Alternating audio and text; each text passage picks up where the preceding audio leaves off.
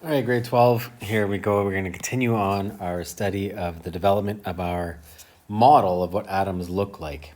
Okay, we started last class by talking about the understanding that atoms are not solid billiard balls, but they actually contain particles, and that was thanks to Thomson's experiment, which is really important experiment for physics in general and particle physics.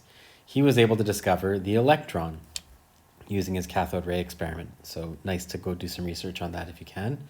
And from his discovery of the electron, he came up with a theory or model that atoms actually have stuff inside, particles that are smaller than the atom. Okay, electrons that are 2,000 times smaller than a hydrogen atom. And these electrons are spaced out in a positive gel, okay?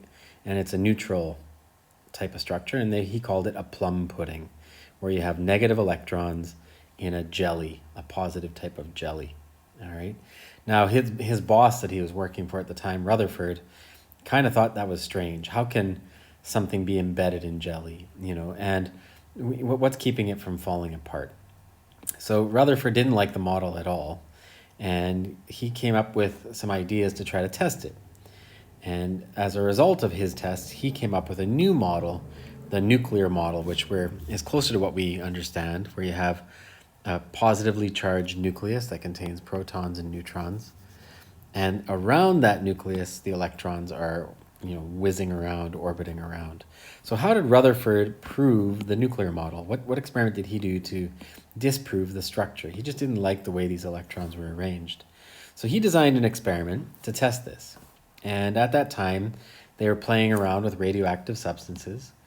And they knew that a radioactive form of substance can produce a radioactive material called alpha particles, which look like this. They have 2 protons and 2 neutrons. It looks a lot like a helium nucleus that would become, positive 2 charged. Okay, so it's a little small atom, and when this material breaks apart and spits out radioactivity, it's spitting out these things called alpha particles. Okay, and alpha particles are ionizing radiation. They're particles that have 2 neutrons and 2 protons, are positively 2 charged, and they come out with an incredible amount of kinetic energy, so they fly through this material. He was able to direct a beam of these alpha particles at a very thin layer of gold, so thin that that gold is almost like a single layer of gold atoms. Okay, and his idea was that if the plum pudding model was true, that whole matrix is neutral, and all those alpha particles should just go straight through. Okay. However, if those electrons are organized in a different way, if positive charge is organized in a different way, those alpha particles would do something different. Okay, so as you can see here, I got a picture that if it's Thomson's model, those alpha particles would shine straight through. So he would expect to detect all these alpha particles on this side of that gold foil. Okay, particularly like straight over here, that would be the highest intensity. And alpha particles, when they hit X-ray film, they glow. Okay, so he was able to see where those alpha particles would go in that detector. But what he ended up noticing was that those alpha particles didn't just go straight through, they actually deflected at different angles. And some of them actually like reflected back and deflected there. In order for that to happen, the only way it can change its direction is if there was electrostatic repulsion, because this is positively 2 charged. So that meant that inside the atoms must be a very dense area of positive charge, such as a nucleus that contains protons in it, a lot of positive charge. The fact that he saw a lot of alpha particles go straight through means that there's a lot of empty space in an atom where those electrons are. So he came up with a model where the majority of the atom is empty space, but closer to the center of it, we have a positively charged nucleus that really repels these alpha particles and change their direction. So his experiment, which he did many, many times, gave him the idea that the positive charge is not a jelly, but it's actually localized in the center of the atom, and that's called the nucleus. And the electrons are somehow held on the outside. So what is keeping those electrons from being attracted into the nucleus? Well, he said that those electrons must be orbiting, like satellites, like we talked about in circular motion. All right, so just to summarize his observations, the large deflections of alpha particles proved that positive charge is concentrated in a small space, the nucleus, and the majority of the atom is empty space since alpha particles shoot straight through. And electrons must orbit randomly around the nucleus in this empty space. Okay, so here's the positively charged nucleus, and there's those electrons orbiting randomly. The more energy they have, the more distant they are when they're orbiting. So these electrons can have random energy and orbit all over the place. All right, but they have to be in orbit so that they don't get attracted into the nucleus. And that was his atomic model. Okay, and that lasted for some time until a kid comes onto the scene named Niels Bohr, who made some observations and also said, hey, there's something really wrong with your model. If electrons are orbiting, they're experiencing acceleration. And when any charged object accelerates, it produces light. It's going to emit light, and it's going to itself lose energy. So by orbiting and spinning and having centripetal acceleration, electrons will lose energy, and over time they will spiral into the nucleus. And when a negative charge meets a positive charge in the nucleus, it'll annihilate. It'll explode. The atom will be gone. All right? And that doesn't happen because matter exists. So Niels Bohr didn't understand that, Rutherford's model, and Rutherford's model couldn't explain how these electrons stayed in orbit. And for the higher level students, we're going to come back to this in about a month's time, where you're going to learn higher level atomic physics to understand that he was able to prove that these electrons don't orbit. They have wave-like properties, and they form standing waves in different positions around the atom.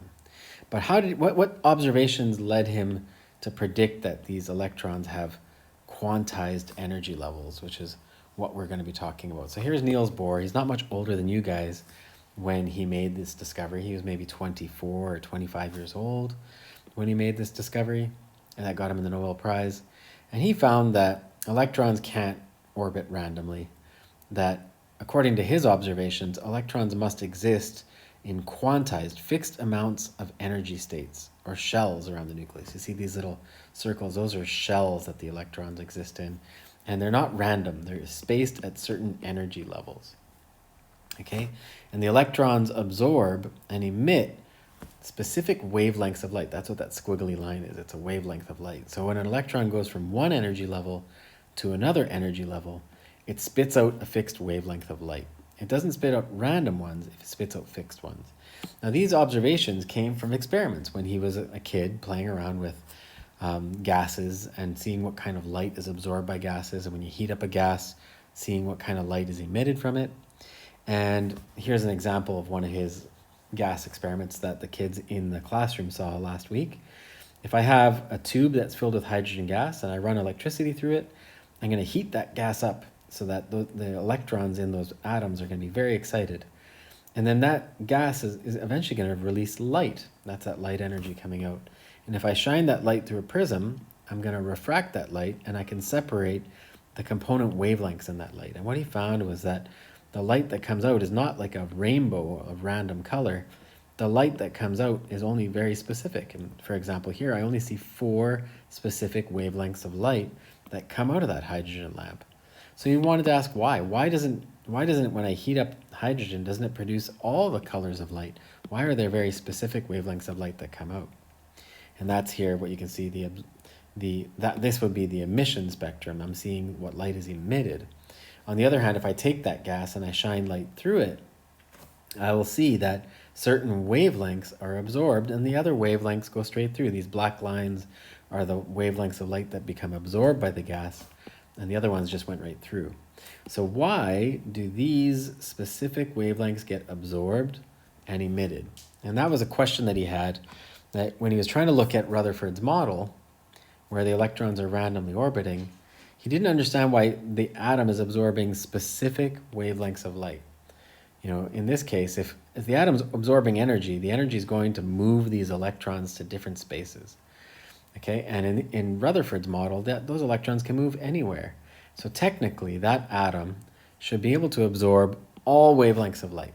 Okay, but it doesn't. It absorbs very specific wavelengths of light, according to his emission and absorption spectrum. As a result of that, Bohr said that only fixed orbits exist, fixed shells. Okay, so how would he go about calculating the energy that is associated with these wavelengths? How's he going to go about calculating the energy differences between those shells that he hypothesized? And in order to do that, he used these two equations. Okay, energy is equal to Planck's constant times the speed of light divided by the wavelength. So h is Planck's constant, okay, which is 6.63 times 10 to the minus 34. All right, then you have that in your data booklet. C is the speed of light, and wavelength is the wavelength in meters. On the other hand, when you take the speed of light and you divide it by the wavelength, that is the frequency of light.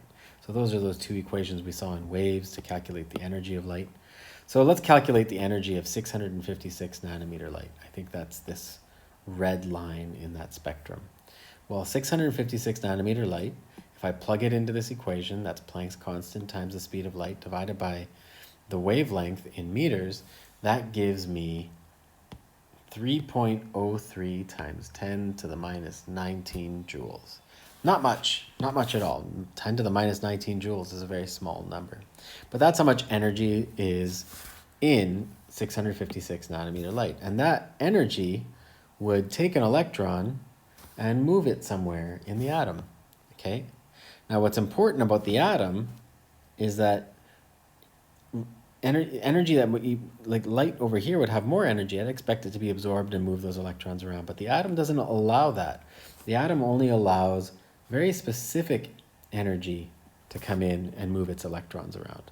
And that interested Bohr, and that's where he became the father of quantum mechanics, okay? Quantum meaning a fixed amount. And so his observation said that there's something funky happening, there's something strange happening inside of the atom. The way these electrons are moving around in the atom relate to quantized energy states. They can only go from one energy level to another energy level to another energy level, and they can only absorb fixed amount of energy. That meant something. That meant there must be some crazy things happening inside of the atom that is making it only absorb fixed amounts of energy, okay? And that's quantum mechanics in a nutshell. So Bohr went off and started calculating the energy of all these lines that came out of an emission spectrum from different gases.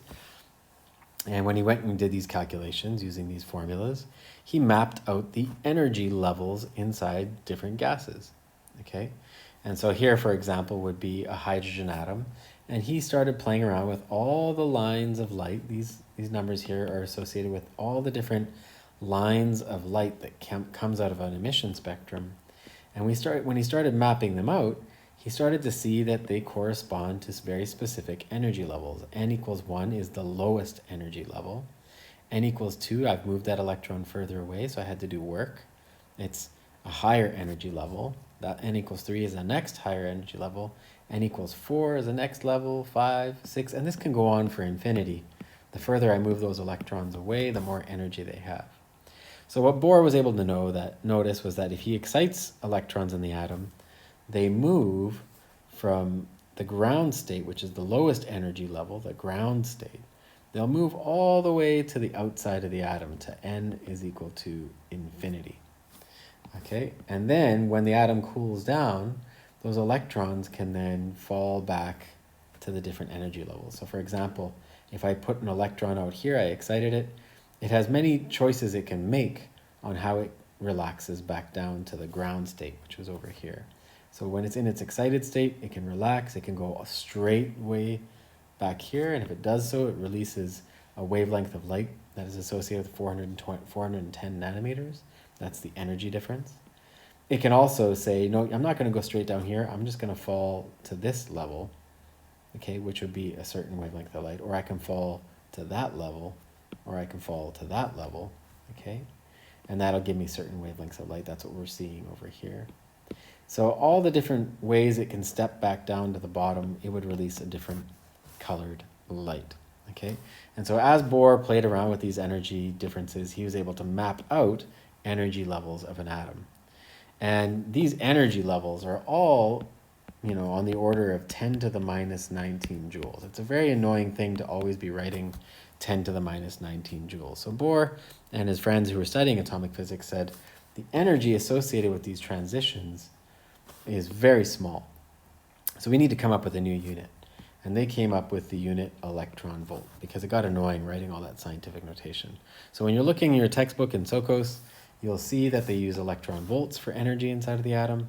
And the electron volt is the energy required to move an electron through a potential difference of 1 volt. In order to calculate what that means, okay, remember when I move a charge through a volt is joules per coulomb. To calculate the energy, you multiply joules per coulomb by charge. So this is the charge of an electron times 1 volt, or 1 joule per coulomb. 1 electron volt is equal to 1.6 times 10 to the minus 19 joules, kind of like the elementary charge. So if I wanted to convert, let's say, this number, 3.03 times 10 to the minus 19 joules, into electron volts, I would just have to divide it by 1.6 times 10 to the minus 19 joules per electron volt. So let's see that in action. Okay, so here I'm going to convert 6 electron volts into joules. For me to do that, I just have to multiply by the energy of an electron volt.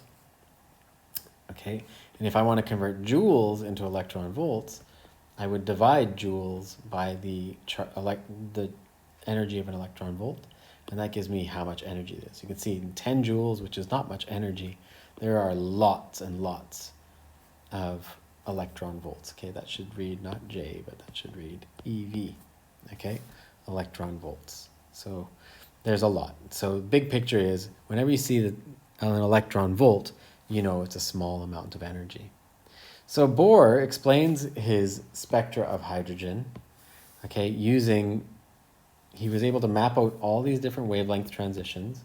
So in this case, if an electron absorbed energy and went all the way up to n is equal to 6, it can relax down in multiple ways. It can relax down all the way back down to the bottom, or it can relax down, it can also relax just from here to there, it would release energy. It can relax from here to here. It can relax from here to here. Okay, those are different transitions it can make. And so if I counted up all the different transitions that can happen, all right, I would be able to predict the number of lines that I can see in that emission spectrum. In this case, I would see 1, 2, 3, 4, 5, 6, 7, 8, 9 lines, okay? So he would be able to see 9 lines if everything relaxed from the 6th state down to the 2nd energy level, okay? This little diagram here just shows the transitions of 6 to 2, 5 to 2, 4 to 2, and 3 to 2. And so when he was able to then look at the wavelengths of light that came off, he then used the wavelengths to calculate the energy using this formula. He then used that energy in joules to calculate electron volts. And then he comes up with a map of all the energy levels for hydrogen, and he's able to map their actual energy based on those transitions. So n equals 1, which is the lowest energy level, is negative 13.6 electron volts, okay? It's negative because it's a stabilizing energy. I'd have to do 13.6 electron volts of energy to get that electron out of the atom. Okay, so if I took an electron from the lowest energy level, or what we call the ground state, and I gave it energy, I'd have to give it exactly that much energy so that it can leave. It can go to that infinite state. Okay, I have to give it that much. If I gave it anything less or in between, it's not going to absorb it, as you guys saw. So electrons will only absorb quantized amount of energy or fixed amount of energy.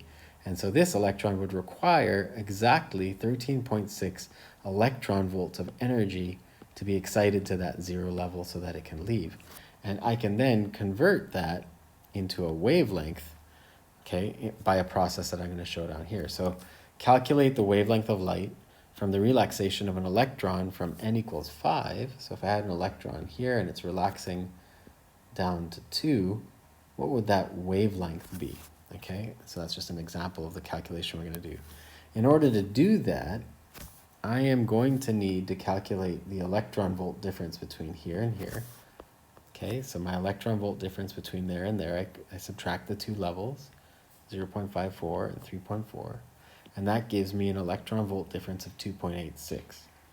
To calculate the energy, I multiply 2.86 by the joules per electron volt to find the total energy in that transition.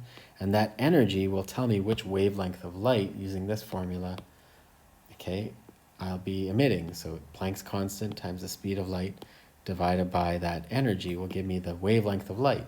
And so the wavelength of light that's corresponding with that transition is 432 nanometers.